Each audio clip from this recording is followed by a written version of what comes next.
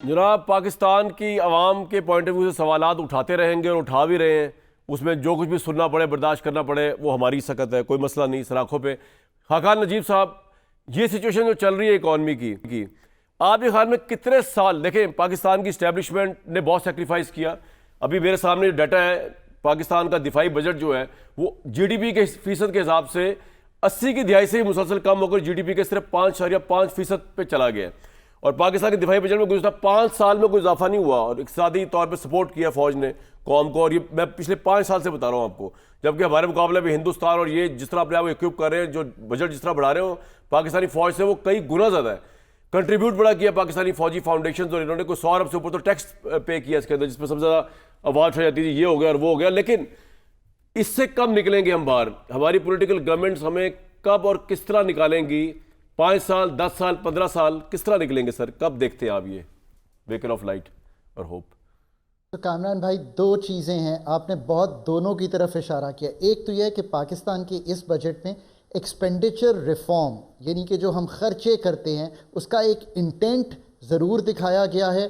पर अगर आप देखें तो जो सब्सिडीज़ हैं उसी तरह 1363 अरब की हैं, पिछले साल से 30% बढ़ी हुई हैं। उसी तरह पावर सेक्टर और इनडायरेक्ट अभी भी मौजूद हैं।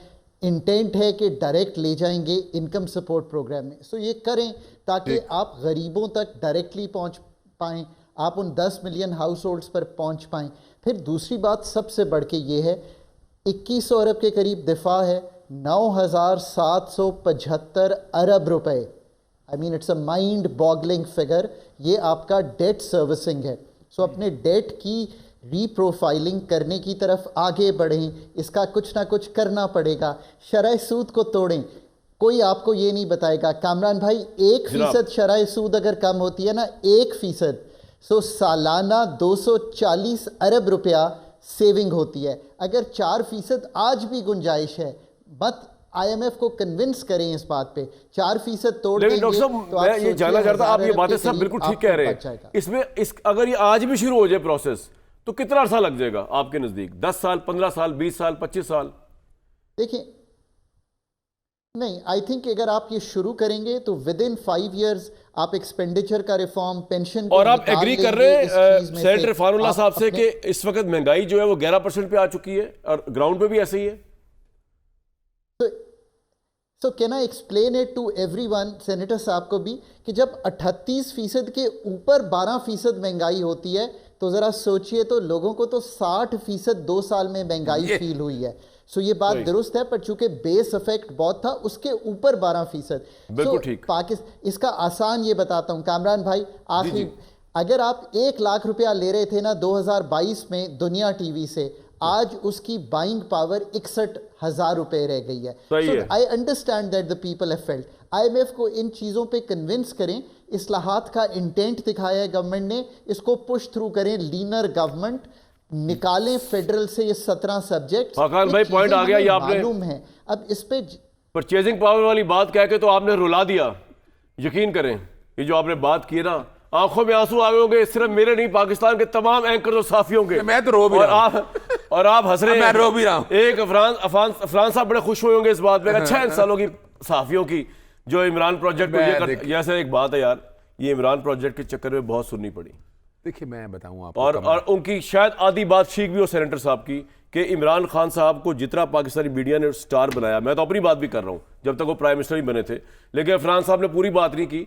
जब इमरान खान साहब प्राइम मिनिस्टर बन गए तो I was the biggest critic of his policies, right starting from Buzdar to ये जो फौज के ऊपर बैशिंग शुरू की है। ये इमरान साहब पूरी बात नहीं कर सके क्योंकि उनको उस वक्त सूट नहीं कर रहा था। वो चाह रहे थे कि मैंने इनसे सवाल क्यों पूछ लिया कि सेनेटर्स और एमएलए अनाउंस कितने लेते हैं, उन्होंने कहा चले मैं, मुझ पे आपने कर दिया, मैं आप करने दे, मैं आता हूं, मैं जवाब दे पहले इमरान प्रोजेक्ट की बात तो कर ले यार। उसके बाद अच्छा, मैं पहले मैं आपके सामने जो मैंने चैलेंज किया मुझे बात तो करने देंगे। इमरान भाई, आपसे तो 20 मिनट डिस्कशन नहीं है, 1 मिनट ठहर जाए, इनसे तो सुन लो। जी, जो मैंने चैलेंज किया था ना जी, इन्फ्लेशन के हवाले से और महंगाई के हवाले से, वो बड़ा क्लियर होगी ना बात। हाँ जी, आपकी बाइंग पावर 61,000 रह गई है।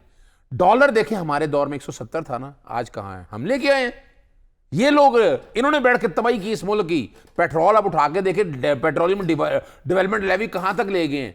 हमने तो भाई वहां सेल्स टैक्स भी खत्म किया था। ये जो इमरान प्रोजेक्ट की बातें करते हैं भाई, 2 साल तो कोरोना था, और 3.5 साल में पूरे मुल्क में उठा, आज आप सर्वे कर लें आपको पता चल जाएगा कि मुल्क की इकोनॉमी में जितना कंट्रीब्यूशन इमरान खान का, यानी आज शहबाज देखे ना, नवाज शरीफ खानदान जो प्रोजेक्ट है उसने तो इस मुल्क का तबाही कर दी। उन्होंने लोगों को कब्रों में ले गए। लोग जितनी खुदकुशी इनके दौर में कर रहे हैं, बाकी लोगों में बताएं जरा। लेकिन नवाज शरीफ के दौर पे डॉलर 4 साल 100 रुपए पे रहा था। मैं देखिए, मैं ये माने ना, देखिए, मैं चाहे डॉक्टर साहब को बुरा कहे अच्छा कहे, देखिए और यार बबल गई है, लोगों को तो फायदा ही था ना उसका। देखिए मैं फिर बताना चलूं लोगों को क्या फायदा होना और उसके आपने जो इफेक्ट देखे वो बाद में जी सेनेटर साहब, आपसे तो कुछ सवाल कर ही नहीं सकते क्योंकि आप तो बिल्कुल ही स्ट्रेट हो जाते हैं। आप कहते हैं कि जी आपने मुझसे पूछा, क्योंकि आप ही बता दें आप क्या फरमाना चाह रहे हैं, हम सुन लेंगे।